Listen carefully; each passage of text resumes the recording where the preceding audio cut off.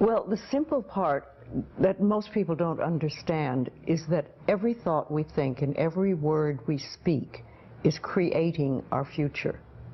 It's as though our thoughts go out into the universe and are accepted and brought back to us as experience. Now that is a very simple thing, but most people don't get it. They don't understand it. They've never heard it before and they think it's ridiculous.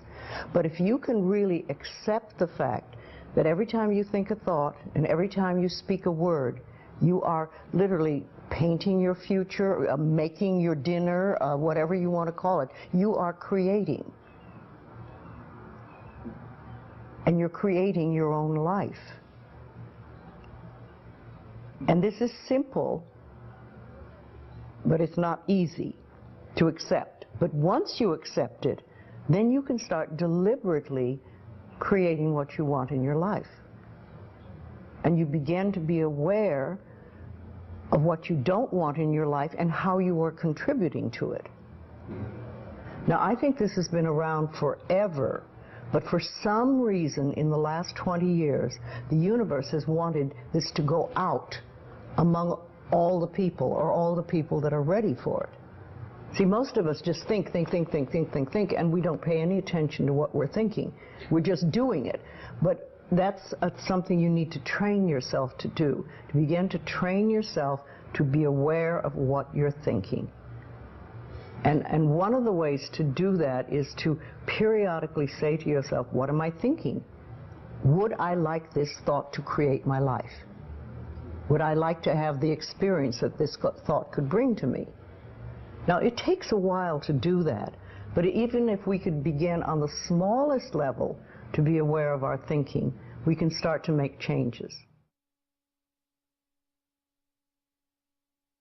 To begin with, you start by doing what we call doing affirmations, and that is making positive statements about your life that are positive, and you do them deliberately. You might do them in the morning, you might do them at noon, you might do them at night, you might do them, twice a day or whatever.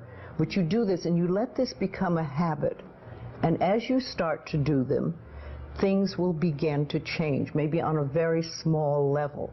I call it getting the green lights in the parking places. I mean, they're not huge things in your life, but it can be very nice when you get 3 green lights in a row and you're in a hurry. Yeah. Doing an affirmation is either writing it down, writing it on the wall or the mirror, or using just saying it. What I like people to do is to stand in front of a mirror and do their affirmations. Because there's something very powerful about looking in your own eyes and accepting yourself, or noticing that you reject yourself when you're saying something positive about yourself.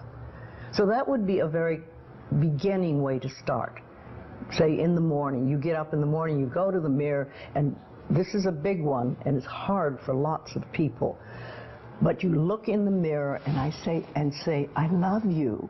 I really, really love you. And to begin with, that can be so hard for people because they think of all the things that they think are wrong with them. But if you can start your day saying that, it's very powerful. Remember, I'd like to think the universe is listening to everything you say and everything you think and saying, okay, you can get that. So then it starts to bring you in and bring things into you. And I know this sounds far-fetched, but it's amazing how it works. If you do a good general positive statement for yourself, the universe will figure out how to manifest that, how to bring that about in your life. So things could happen that you wouldn't expect at all, but they will happen. If you think of doing your positive affirmations, it's like planting a seed in the ground. It's not necessarily true at the moment, but it is something you want to have be true. So you put the seed in, and you plant a seed and you expect it to grow. Or you maybe plant 3 seeds just in case. You expect them to grow. And you don't wait 2 days and then dig in the earth and say, what's happening, what's happening? You expect that thing to grow because you know there's a law and a process. And the seed will grow if it is in the right soil and it has the right amount of moisture. Making it really a habit and doing it every day.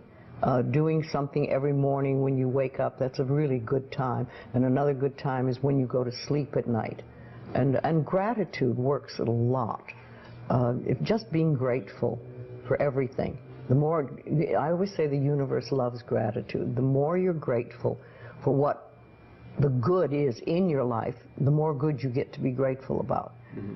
And it's like, you know, if somebody gives you a present or gives me a present and I say, oh my God, I hate that color and it doesn't fit, and you know, that person will never give me another present. Mm-hmm.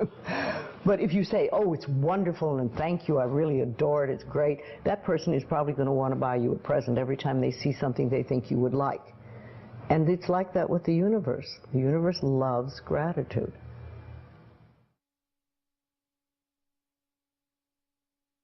If you have very strong beliefs within you that you don't deserve good things in your life, mm-hmm. and a lot of people have that, then there can be delays. And sometimes people say, well, affirmations don't work. I've done them. But when they're doing, for instance, prosperity affirmations, and they've done some prosperity affirmations, and they say it doesn't work, nothing's happening. And I say, well, all right, how many prosperity affirmations did you do in a day? And they'll say 3, probably. And they say, all right, how many poverty affirmations did you do this day? And that could be 300, depending on where you're coming from and what is running through your mind. See, I have this, one of my thoughts about life is that only good lies before me. And I have been saying this for many years. So it doesn't really matter to me what happens in life, because I know it's going to be good. Well, there are lots of things you can do to help you become more conscious of what is going on. And because so many of our belief systems really are unconscious or subconscious, we're not aware of them.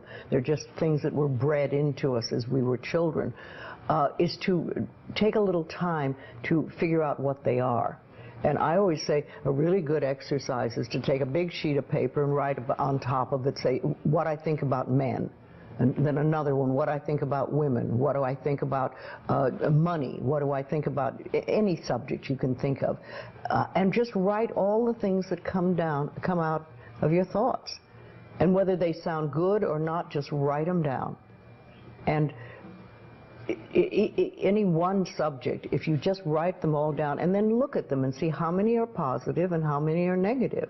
And if you can take those negative ones and turn them around, make them into positive affirmations, then you can start clearing up what you believe about, say, money that is not positive for you, mm-hmm. and or is keeping you from bringing money in.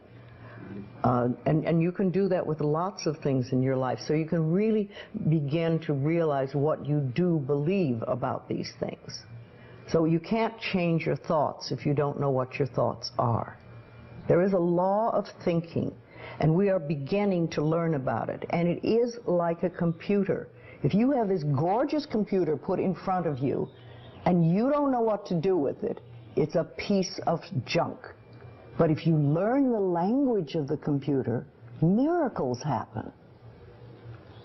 And that is what the law of thinking is. When you learn how it works, miracles happen. What you think and what you believe is what will come true for you. Your thoughts create your life. It's that simple. And when we can get that, we can make enormous changes. Well, I think it really starts with realizing that you don't love yourself, that most people don't. Most people feel they're not good enough, that they haven't done it right, they won't do it right, they'll never be enough, and they're definitely not lovable. And when we come from that space, it's very hard to create things for ourselves that are really good. So in the early days when I worked with people, I used to fix this problem and fix that problem, and you'd have this, a health thing, and we'd work on that and we'd work on this.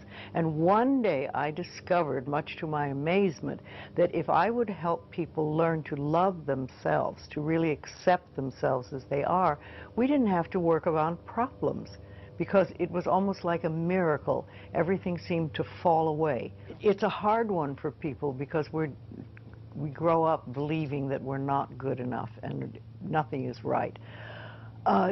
I remember lots of times I would ask people, well, what is really wrong with you? What have you done that is so terrible that you're not acceptable to yourself? And I never, ever, ever got an answer that made any sense. You know, they might say something like, well, I'm too fat. Well, so, you know. But when you talk about loving yourself, a lot of people think that that's vanity. But it isn't really. It has nothing to do with that. That is narcissistic. But to really care for you and to acknowledge that you are an important being. It's almost like in the Bible they would say, you recognize that you are a child of God, that therefore you are perfect. But even if you're not a biblical person, if you can recognize that you are a being that has self-worth, if you can really recognize your own worth, then you start to treat yourself differently. And I think that's what's so very important about loving yourself, is you stop beating yourself up, you stop making yourself wrong, you stop talking about how awful you are, and you stop saying things like, I'm really stupid and stuff, and you start to treat yourself with a certain amount of respect. And this makes an enormous difference, because what you give out in life is what comes back to you. So if you're giving out a feeling of, I'm okay, I'm good enough as I am, and I am acceptable, and I love life, and I love me, and you start having gratitude for yourself and for life, then life treats you differently, because you are having a different vibration that you're giving out and getting back. And that's when things really start to flow. Now, a lot of people don't realize it, but you have to practice. You just have to start it. And that's why I try to get people to do a lot of mirror work. If you look in the mirror, just simple things like looking in the mirror in your own eyes and saying, I love you. I really, really love you. And it helps if you use your name, Louise, I love you. I really love you. It gets to that little child inside that has been rejected for so long. And it breaks open sort of a dam or a door or whatever you want to call it. And it's like little miracles start to happen.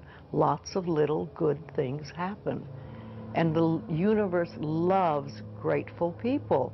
The more grateful you are, the more you get to be grateful about. It's that simple. Life is really very simple. We make it enormously complicated, but it doesn't have to be.